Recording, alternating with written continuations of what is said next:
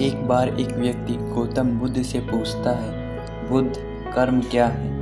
बुद्ध मुस्कुराते हैं और कहते हैं, मैं तुम्हें एक छोटी सी कहानी सुनाता हूँ। एक बार एक राजा अपने मंत्री के साथ अपने ही नगर में एक दुकान के सामने से गुजर रहे होते हैं। राजा का यह अनुभव है कि वो जब भी उस दुकान के सामने से गुजरते हैं तो उनके भीतर यह आवाज़ आती है कि उन्हें उस दुकान वाले को दंडित करना चाहिए। राजा नहीं जानती कि उनके भीतर से यह आवाज़ क्यों आती है या उनका मन क्रोध से क्यों भर जाता है, वह क्यों उस दुकानदार को दंडित करना चाहते हैं। परंतु जब भी वे उस दुकान के सामने से गुजरते हैं तो उनके मन में यह विचार उठता है। राजा अपने मंत्री से कहते हैं, मंत्री, क्या तुम उस दुकानदार को जानते हो? मंत्री कहता है, नहीं राजन, मैं इस दुकानदार को नहीं जानता।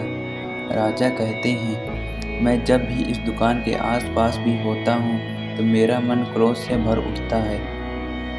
मेरा मन करता है कि मैं उस व्यक्ति को दंड दूँ, परंतु मेरे पास कोई कारण नहीं है। तुम तो जानते हो मेरा स्वभाव बड़ा शांत रहा है, परंतु ना जाने क्यों जब मैं इस दुकान के पास भी होता हूँ तो मेरा मन क्रोध से भर उठता है, जबकि आज तक मैं इस दुकानदार से मिला भी नहीं। मंत्री कहते हैं, हम इस समस्या का कोई न कोई हल अवश्य निकाल लेंगे। और राजा और मंत्री अपने महल पहुंच जाते हैं। राजा कुछ समय बाद यह बात भूल जाता है, परंतु मंत्री को यह बात याद रहती है।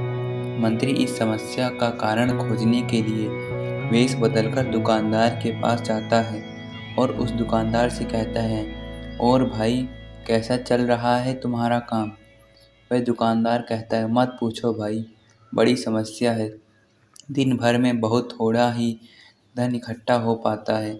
लोग आते हैं दुकान पर, लकड़ियाँ भी देखते हैं, तारीफ भी करते हैं लकड़ियों की, परंतु कोई खरीदता नहीं है। अब बस केवल एक ही उपाय है कि हमारे राजा की मृत्यु हो और उनका मंत्री लकड़ी लेने हमारी ही दुकान पर आए, तब तो कुछ बात बन सकती है, वरना इसी तरह गुजारा चलता रहेगा। मंत्री कहता है, अरे भाई, कुछ लकड़ियाँ हमें भी दो, हम भी खरीदना चाहते हैं। और कुछ लकड़ियाँ खरीद कर मंत्री उन्हें राजा को जाकर दे देता है और कहता है, महाराज, ये लकड़ियाँ उस दुकानदार ने आपके लिए भिजवाई हैं, जिसकी दुकान के आगे जाकर आपको उसके प्रति क्रोध महसूस होता है। राजा उन लकड़ियों को लेते हैं और उनकी सुगंध को महसूस करते हैं और कहते हैं, अरे, मैं तो बेवजह ही उस व्यक्ति को दंडित करना चाह रहा था। यह व्यक्ति भला व्यक्ति है।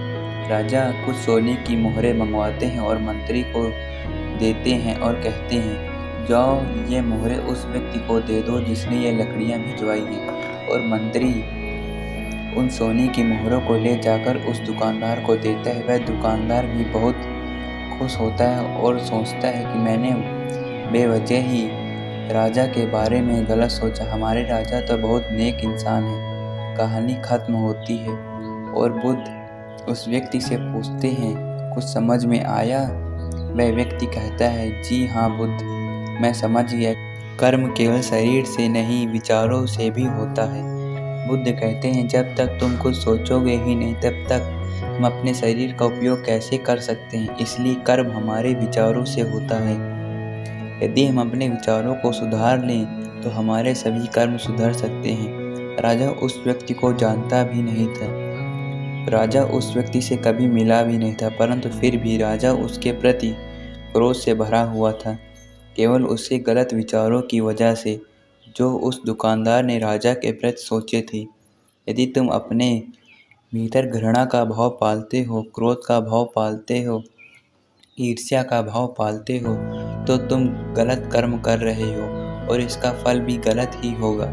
यदि तुम चाहते हो कि तुम अच्छे कर्म करो तो तुम अपने विचारों को सुधारो। यदि तुम अपने विचारों को सुधार पाए तो तुम्हारे कर्म अच्छे होंगे, और जब तुम्हारे कर्म अच्छे होंगे तो उनका फल भी निश्चित रूप से अच्छा ही मिलेगा। यह व्यक्ति कहता है, बुद्ध, आपकी कृपा से मैं कर्म को समझ पाया हूँ कि कर्म क्या है। आज से मैं उचित कर्म ही करूँगा। बहुत बहुत धन्यवाद बुद्ध, आपका बहुत बहुत धन्यवाद।